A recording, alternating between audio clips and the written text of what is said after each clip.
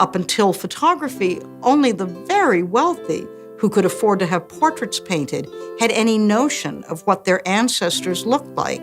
Photography was used primarily for portraits because people is what we are primarily interested in. We see it as a very popular way to do what we've always wanted to do, which is to record the features of people we love.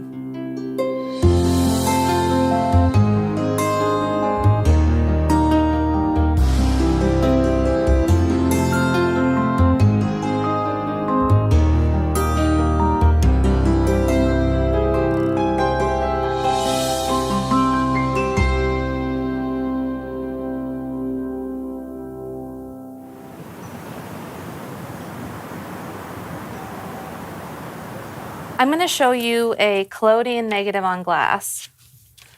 And I'm just going to take it out of here very carefully. This process was invented in 1851 by Scott Archer. In the 1850s, you had the daguerreotype, you had the calotype paper negative. The daguerreotype was a commercial success. The plate that they hand the customer is the same plate that was in the camera. There's no negative. What you got with the calotype was a negative, and it was a negative that could be reproduced very easily. You could print dozens, even hundreds of positive prints from that negative, but it made a very soft photograph. It was much less sensitive than the daguerreotype. You couldn't do portraits easily with that process. The desire was to have the reproducibility of a positive-negative process with the precision and detail of the daguerreotype. But in 1851, Scott Archer invented a process called the wet collodion process. The wet plate process can give you a negative to make paper prints. It can give you a direct positive plate called an ambrotype, and another direct positive plate called a tintype. When you do the wet plate process, you make a glass negative, and that glass negative can then be contact printed onto various printing processes and make thousands and thousands of prints. By the time you get to the late 1850s, really replaces the daguerreotype. The positive-negative process won out, in part because it was more economically viable. It does require some advanced planning when you're taking it on the road. You have to have a portable darkroom. You pour the collodion on the plate, you dip it in the silver bath, and while it's dripping wet with silver nitrate, you take the picture, come back, and develop it, and you have to do all of that before the plate dries. And so the people that made landscape images, they had to carry a wagon with all of their chemicals. It was a challenge.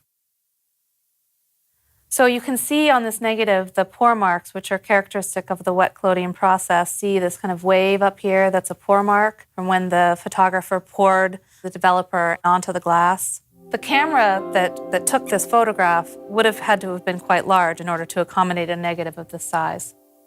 You could do a lot of things with collodion besides make a negative. You could back it with black paper or black cloth, and you ended up with a positive. These kinds of photographs, they were called ambrotypes, were generally cased and presented in the same way that daguerreotypes were. You could expose a positive onto a metal plate, and for funny reasons, these were called tintypes, even though they weren't made on tin. Tintypes were one of the earliest truly democratic kinds of photography. During the American Civil War, we see hundreds, thousands of tintype images made by soldiers to send a picture home.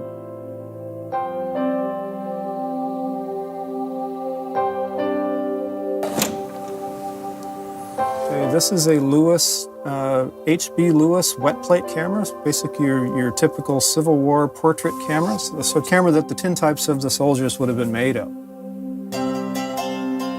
Photography shaped the way we remember things. It's a really important cultural change, no longer through ballads and poems and stories, but through looking at a likeness is the way we remember what happened. and who was